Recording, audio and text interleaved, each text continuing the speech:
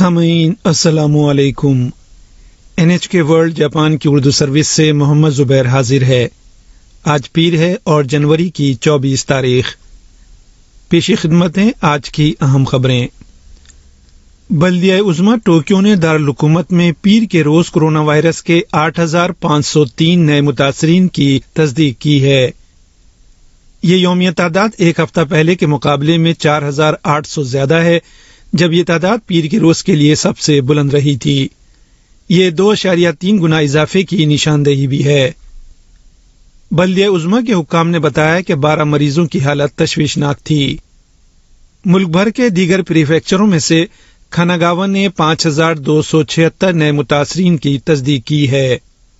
Osaka نے 4,803، سائتاما نے 3,181، چیبا نے 2,760، آئیچی نے 2,492، فکوکا نے 2,013، ہیوگو نے 1,841، ہوکائیدو نے 1,589، ہیروشیما نے 1,056، کیوتو نے 1,012، شیزوکا نے 762، اوکیناوا نے 611 اور کماموتو نے 516 نئے متاثرین کی تصدیق کی ہے۔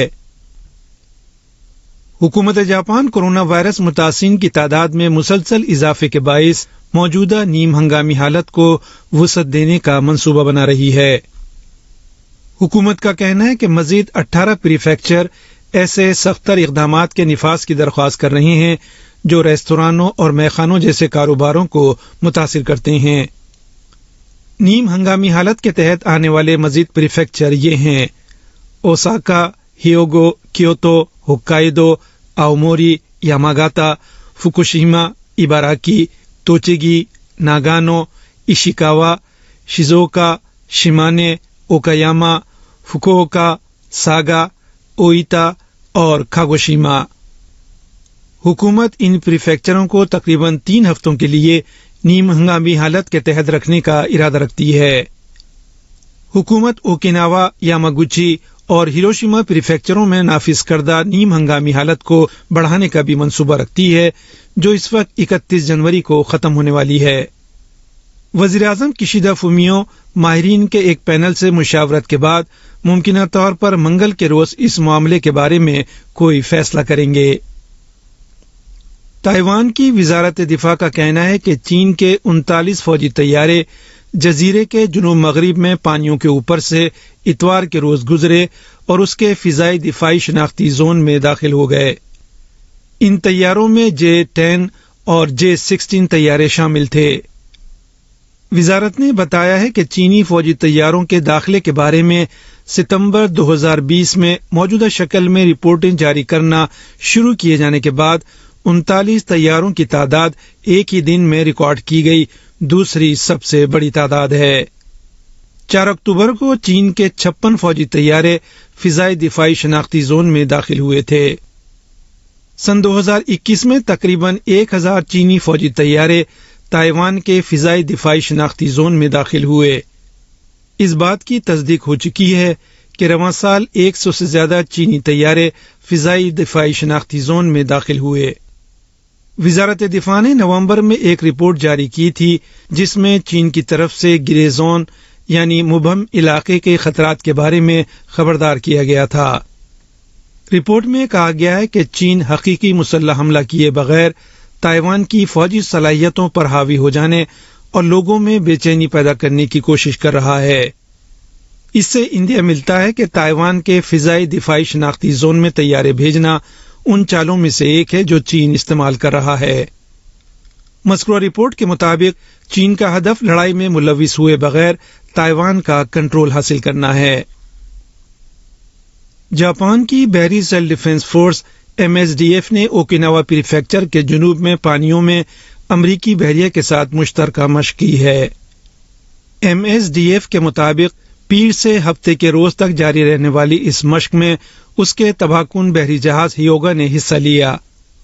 اس کا کہنا ہے کہ امریکی بحریہ نے 2 طیارہ بردار بحری جہازوں USS کارل ونسن اور USS ابراہم لنکن کے ہمراہ ایک تباہ کن بحری جہاز سمیت 10 بحری جہاز بھیجے۔ امریکی فوج کی جانب سے متعدد طیارہ بردار بحری جہازوں کو امریکی سرزمین کے اڈوں سے جاپان کے آس پاس کے پانیوں میں بھیجنا ایک غیر معمولی بات ہے۔ جاپان اور امریکہ کی اس تازہ ترین مشترکہ مشق کا بظاہر مقصد چین کی بڑھتی ہوئی بحری سرگرمیوں کے تناظر میں اپنے مضبوط تعلقات کا مظاہرہ کرنا ہے۔ برطانیہ کی وزارت خارجہ نے کہا ہے کہ روس یوکرائن کے مغرب نواز صدر ولودیمیر زیلنسکی کی انتظامیہ کا تختہ الٹ کر ان کی جگہ ماسکو نواز رہنما کو لانے کی سازش کر رہا ہے۔ روس اس الزام کی تردید کرتا ہے۔ برطانوی دفتر خارجہ کا دعویٰ ہے کہ یوکرائن کی پارلیمان کے سابق رکن یفین مورائف سب سے زیادہ ممکنہ امیدوار ہیں۔ دفتر خارجہ کا مزید کہنا ہے کہ روس کے خفیہ ادارے یوکرائن کے کئی سابق سیاستدانوں کے ساتھ روابط برقرار رکھے ہوئے ہیں۔ اس نے سابق وزیر اعظم میکولا ازاروف سمیت 4 دیگر ممکنہ امیدواروں کے نام لیے ہیں۔ روسی وزارت خارجہ نے اس کے جواب میں کہا ہے کہ برطانوی دفتر خارجہ گمراہ کن معلومات پھیلا رہا ہے اور اس پر زور دیا کہ وہ اپنی اشتعال انگیز سرگرمیاں بند کر دے۔ کشیدگی مسلسل بلند ہے کیونکہ روس نے یوکرائن کے ساتھ اپنی سرحد کے قریب تقریباً 1 لاکھ فوجیوں کو جمع کر رکھا ہے۔ برطانیہ کا اصرار ہے کہ روس یوکرائن پر حملے کی منصوبہ بندی کر رہا ہے۔ برطانوی وزیر خارجہ لیز ٹروس کا کہنا ہے کہ یوکرائن میں روسی فوجی مداخلت ایک بہت بڑی تصویراتی غلطی ہوگی جس کی اسے بھاری قیمت چکانی پڑے گی۔ برطانوی وزیر دفاع بین والیس نے گزشتہ پیر کو انکشاف کیا تھا کہ لندن نے یوکرائن کی دفاعی صلاحیتوں کو بڑھانے کے لیے اس کو ہتھیار فراہم کرنا شروع کر دیے ہیں۔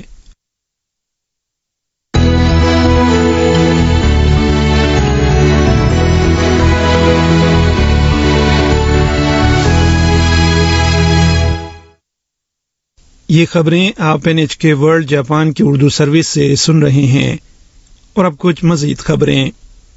ترکی میں نسلی ویغور باشندوں سمیت 300 سے زائد افراد نے چین کے دارالحکومت بیجنگ میں عنقریب منعقد ہونے والے سرمائی اولمپک کھیلوں کے بائیکاٹ کا مطالبہ کیا ہے۔ یہ احتجاجی مظاہرہ اتوار کے روز استنبول کی اس عمارت کے سامنے ہوا جس میں ملک کی اولمپک کمیٹی کا دفتر ہے۔ مظاہرین نے کہا کہ چین کے نیم خود مختار خطے سنکیانگ ویغور میں انسانی حقوق کی خلاف ورزی ہو رہی ہے اور چین کو اولمپک کھیلوں کے انعقاد کا کوئی حق نہیں۔ ایک ویغور گروپ کے نمائندے نے کہا کہ بچوں کو بھی زبردستی حراستی مراکز میں ڈالا جا رہا ہے اور چین کا جبر ظالمانہ ہے۔ شرکاء نے خراب موسم کے باوجود مظاہرے میں شرکت کی اور نعرے لگائے کہ بیجنگ اولمپکس نہیں چاہیے اور ان کھیلوں کا بائیکاٹ کیا جائے۔ مظاہرے میں شریک ایک شخص نے بتایا کہ اس کی والدہ سنکیانگ خطے میں حراستی مرکز میں ہے۔ اس نے کہا کہ وہ لوگوں کو بتانا چاہتا ہے کہ ان کھیلوں میں سفارتی وفود بھیجنا چین کی حمایت کے مترادف ہے جو ویغور باشندوں کو حراست میں رکھتا ہے۔ ویغور اور ترک باشندے نسلی طور پر ایک دوسرے سے قریب ہیں۔ تقریباً 50,000 ویغور باشندے ترکی میں مقیم ہیں۔ دراصل چینی حکومت نے سنکیانگ میں کسی قسم کی بدسلوکی سے انکار کیا ہے۔ جاپان کے ایک ماہر نے کہا ہے کہ ٹونگا کے قریب ہونے والی بڑی آتش فشانی سے راکھ اور دیگر اجزاء کے دھوئیں کے بادل فضا کی بلندی میں پھیلنے کے باوجود کرۂ ارض کے ماحول پر اس کے اثرات نہایت محدود ہوں گے۔ آتش فشانی مواد کی بڑی مقدار کے فضا میں پھیلنے سے کرۂ ارض عارضی طور پر سرد ہو سکتا ہے۔ 15 جنوری کو سمندر کی تہہ کے نیچے آتش فشاں پھٹنے سے آتش فشانی مواد فضائی کرۂ ہوائی کی سطح زمین سے 10 کلومیٹر سے زائد بلندی پر واقع تہہ تک پہنچا تھا۔ امریکی خلائی ادارے ناسا کے مصنوعی سیاروں کے ذریعے حاصل کردہ ڈیٹا سے معلوم ہوتا ہے کہ راکھ، سلفر ڈائی آکسائڈ اور دیگر اجزاء سطح زمین سے 30 کلومیٹر بلندی تک پہنچے تھے۔ کیوشو یونیورسٹی کے تحقیقی ادارے برائے اپلائیڈ میکینکس سے وابستہ ماحولیاتی تبدیلیوں کے پروفیسر تاکیمورا توشیہیکو نے سن 1991 میں فلپائن کے آتش فشاں کوہ پیناٹوبو کا حوالہ دیا جس سے بڑی مقدار میں آتش فشانی مواد فضائی کرہ کی اسی بلندی تک پہنچا تھا۔ پروفیسر نے کہا کہ اس مواد کے باعث سورج کی روشنی کے زمین تک پہنچنے میں رکاوٹ پیدا ہوئی تھی جس سے درجہ حرارت اوسطاً 0.5 درجہ سینٹی گریڈ کم ہوا تھا۔ باور کیا جاتا ہے کہ اس کے اثرات کے باعث جاپان میں چاول کی پیداوار میں کمی ہوئی تھی۔ تاہم انہوں نے کہا کہ غیر ملکی ماہرین کے ابتدائی تجزیوں سے معلوم ہوتا ہے کہ ٹونگا کی آتش فشانی سے خارج ہونے والی سلفر ڈائی آکسائڈ کی مقدار کوہ پیناٹوبو کے مقابلے میں تقریباً 50واں حصہ تھی۔ پروفیسر تھاکیمورا کا کہنا ہے کہ اب تک کے ابتدائی جائزوں سے پتہ چلتا ہے کہ ٹونگا کی آتش فشانی کے زمین کے مجموعی درجہ حرارت پر محدود اثرات ہوں گے۔ جاپان کی بڑی فولاد ساز کمپنی نیپون اسٹیل کاربن ڈائی آکسائڈ کے اپنے اخراج میں کمی کے لیے تھائی لینڈ کی 2 کمپنیاں خریدے گی۔ یہ کمپنیاں برقی بھٹیاں استعمال کرتی ہیں جو کم اخراج کرتی ہیں۔ نیپون اسٹیل کے مطابق وہ جی اسٹیل اور جی جے اسٹیل کے حصص ان کے بڑے حصص یافتہ ادارے سے فروری میں خریدنے کا منصوبہ رکھتی ہے۔ نیپون اسٹیل کا ہدف یہ ہے کہ ان کمپنیوں کو مکمل طور پر خرید کر اپنی ذیلی کمپنیاں بنا لیا جائے۔ نیپون اسٹیل نے تخمینہ لگایا ہے کہ ان تھائی کمپنیوں کو خریدنے کی لاگت تقریباً $77 کروڑ ہوگی۔ مذکورہ دونوں تھائی کمپنیاں فولادی کوڑے کو برقی بھٹیوں میں پگھلا کر کل تقریباً 30 لاکھ ٹن فولادی مصنوعات تیار کر سکتی ہیں۔ بتایا جاتا ہے کہ خام لوہے اور خصوصی کوئلے کو عام بھٹی میں پگھلانے کی نسبت برقی بھٹی میں پگھلانے سے کاربن ڈائی آکسائڈ کم مقدار میں خارج ہوتی ہے۔ نیپون اسٹیل سن 2050 تک کاربن ڈائی آکسائڈ کے 0 اخراج کا ہدف رکھتی ہے۔ جاپان کی بڑی ٹیلی مواصلاتی کمپنیاں سانحات کے دوران مواصلات کا نظام درست حالت میں رکھنے کے ایک نئے طریقے پر کام کر رہی ہیں۔ وہ اڑنے والے بیس اسٹیشنوں کی تیاری پر کام کر رہی ہیں جو سانحات کے دوران بھی موبائل فون کا نظام برقرار رکھ سکیں گے۔ یہ کمپنیاں high altitude plate form station یعنی بلندی پر قائم اسٹیشن نظام تیار کر رہی ہیں جسے مختصراً HAPS کہا جاتا ہے۔ اس ٹیکنالوجی کے تحت مواصلاتی آلات خودکار ہوائی جہازوں پر نصب کیے جائیں گے جو ریلے اسٹیشنوں کا کام کریں گے۔ سافٹ بینک شمسی توانائی سے چلنے والے ہوائی جہاز کی تیاری کے لیے اپنے وسائل استعمال کر رہی ہے۔ یہ کمپنی اس منصوبے کے لیے سرمایہ اکٹھا کرنے کی غرض سے رواں ماہ $26 کروڑ کے بانڈ جاری کرے گی۔ جاپان بھر میں مواصلات کا نظام برقرار رکھنے کے لیے تقریباً 40 ہوائی جہازوں کی ضرورت ہوگی۔ سافٹ بینک کا ہدف یہ ہے کہ 2027 میں اس نظام کو پہلے بیرون ملک استعمال میں لایا جائے۔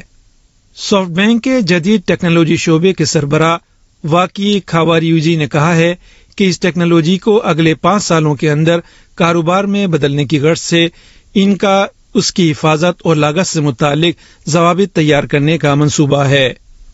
دریاسنا NTT ڈوکومو نے یورپی طیارہ ساز کمپنی ایئر بس کے ساتھ مل کر بغیر پائلٹ والے طیارے کے ذریعے ریڈیو لہروں کی ترسیل کا کامیاب تجربہ کیا ہے۔